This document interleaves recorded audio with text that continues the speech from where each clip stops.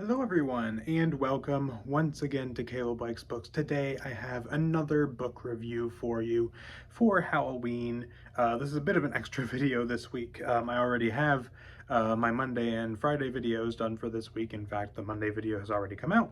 But I figured for Halloween it would be appropriate for me to review a book that I just finished, literally the day before, and that is Salem's Lot by Stephen King. Salem's Lot is the very first Stephen King book that I have ever read. I have been wanting to check out his books for a while now for a few reasons. First of all, he's a very popular author, and then where I'm starting to get into horror, I figure he's a good one to get into. He's also from Maine, which is where I live, and so, he's probably one of, if not the most well-known person to come from where I live, so that kind of also makes me interested in reading his work. And a lot of his work just sounds really interesting. and So I went with this book because there's a few Stephen King books that people recommend to read first, and one of the ones that I have heard most often discussed is Salem's Lot, along with a few others. But Salem's Lot is one that I just heard a lot of great things about. I heard it's one of his best books, it's a good one to start with, all that kind of stuff. And so I just picked it up, not really knowing anything about it, and gave it a read and hoped I would enjoy it. And I am very happy to say I really did enjoy this a whole lot. So to get into the good stuff with this book, there's a lot for me to talk about with the good stuff, I think. The thing that I liked most about this was just the small scale kind of slice of life type of stuff. That's something that I've heard Stephen King is very good at, and I think it was really well done in this book. The basic setup for this book is that the main character, Ben, goes to this town where he was at when he was a kid, because he's a writer and he wants to be inspired by the town or whatever. And it's a small town in the state of Maine called Jerusalem's Lot, which is a town that does not actually exist, but there are plenty of other places in this book that are referenced that do exist, and I thought it was kind of fun for me as a person from around here to notice that.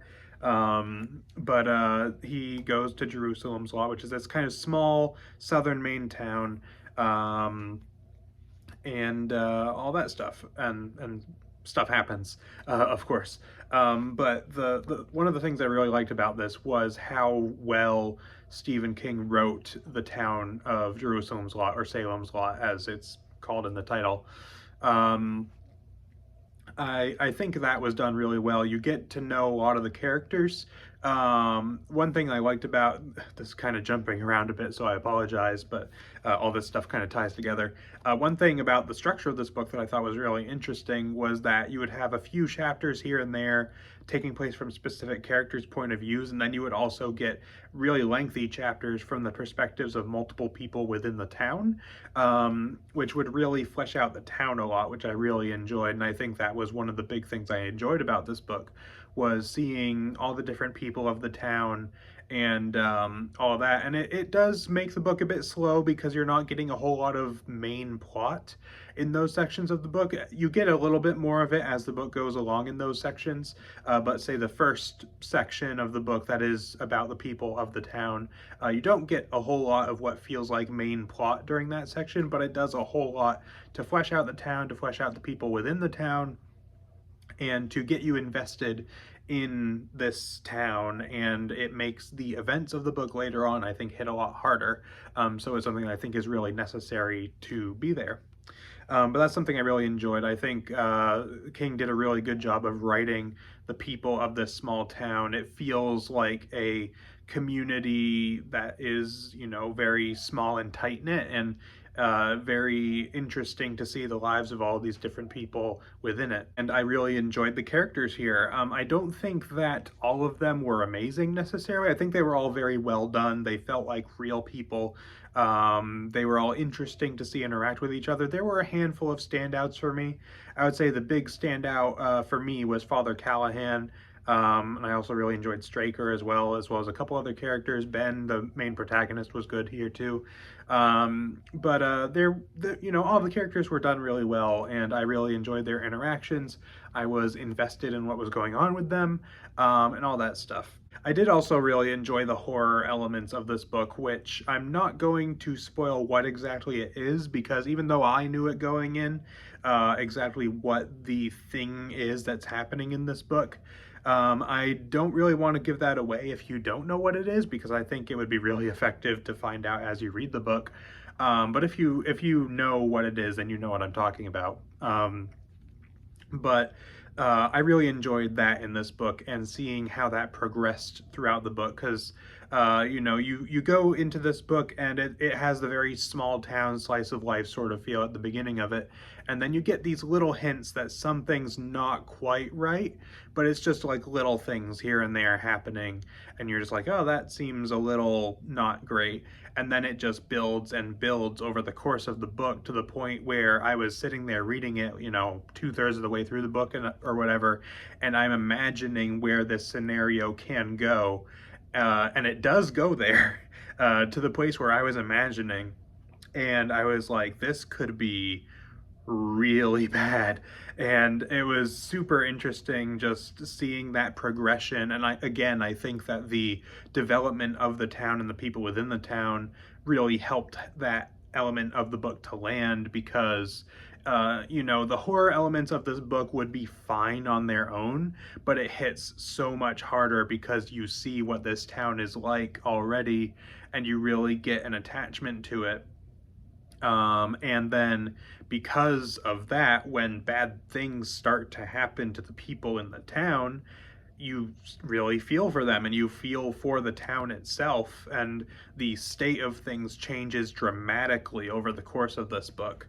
You know, the town at the beginning of the book and the town at the end of the book are completely different from one another, which I think, you know, everything in this book, like everything that I've talked about already, you know, the character development, the small town feel, the slice of life stuff, and the horror elements all comes together really well to deliver a lot of emotion, a lot of just really intriguing stuff, I guess, going on over the course of this book. Because I was like really into it as it kept going on, because things just kept happening, and I was like, this is like, you know, seeing this happen, I was really drawn into it because of all the establishment that had been done early on in the book. And I've seen a couple people, even talk to a couple people recently, or seen comments on like my Goodreads or things, people saying that they feel like the book was kind of slow to start, which is something that I definitely understand, and something that I even felt as I was starting this book. You know, the first half or so did feel kind of slow, but I think that the book really wouldn't have been effective any other way, because you kind of needed to get that establishment of all the stuff in this town for the later stuff in the book to really land. I will say, as far as the horror elements, there wasn't a whole lot in this book that really scared me. There was a couple of scenes here and there that kind of gave me the heebie-jeebies a little bit. There were a couple of particular scenes involving young children that really got to me, and I think a big part of that is just because I am a father of young children. So you know, that just really kind of hit me a little harder. You know, there's a 10-month-old child in this book that has some stuff going on with them, and as someone who has had a 10-month-old child, that really got to me. So there were some sections in here that really did kind of pull at me in terms of the horror, both in terms of actual horror as well as things that weren't explicitly like what you would think of as horror, but were still, you know, I would read it and I'd be like, I don't like that. It makes me uncomfortable. But the horror itself was also really good. But I wouldn't say that it was extremely scary. It was very unsettling. It was very off-putting. It was very like, I was reading it and I was like, this is really bad. Things are not going to go well for these people. And I was fearing for these people in this book, and for the town and all that stuff. But I wouldn't say it was a book where I was actually like really scared of what was going on in the book. which to me, I think that's kind of more of the sweet spot for me of horror, is where I'm not actually like sitting there terrified, like can't sleep at night or something like that, but something where I can definitely, it's very unsettling, it's very, it just has that feel to it, which is something I really enjoyed. And I think that the horror elements of this book did work really, really well.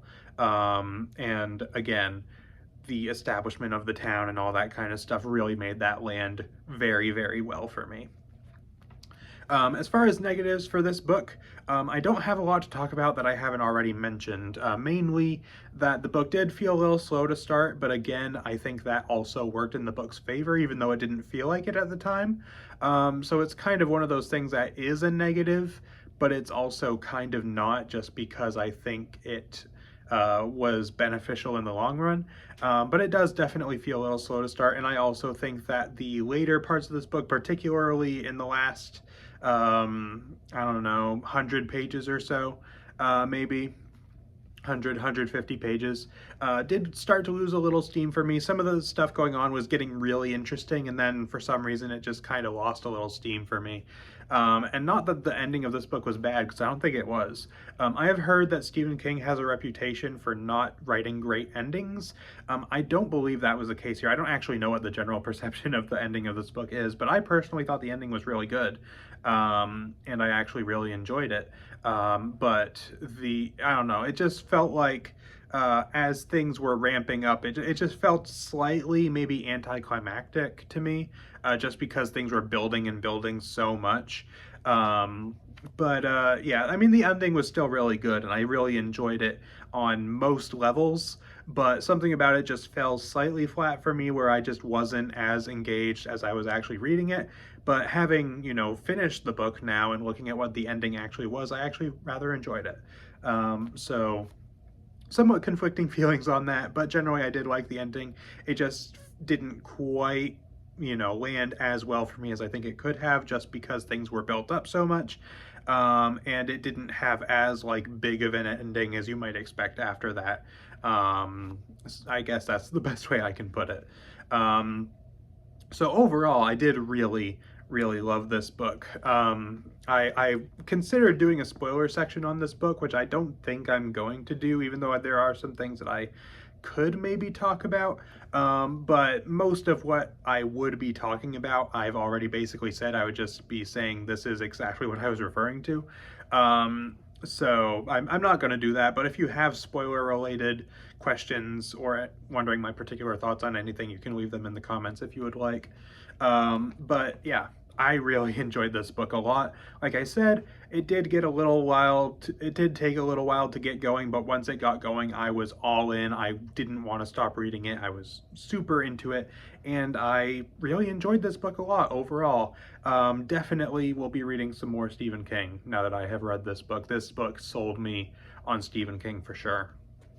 As far as a rating out of 10 that I would give Salem's Lot, I would comfortably give it a 9 out of 10. I could maybe be persuaded to bump that up to a 9.5. I don't think I would give this a 10, but I could maybe be persuaded to give this like a light 9.5 out of 10 if I wanted to, but I think a 9 is pretty comfortable for me. But this was still a fantastic book and one of my favorites that I have read this year. It was really excellent. I was a little afraid going into it that I wouldn't like this very much, just because I don't know, Stephen King, for me growing up at least, kind of had a negative reputation, just in terms of my family, in terms of the people that I was around didn't really like him very much, just because some of the stuff that he writes was kind of going against the kind of values that the people I was around had at the time and things like that.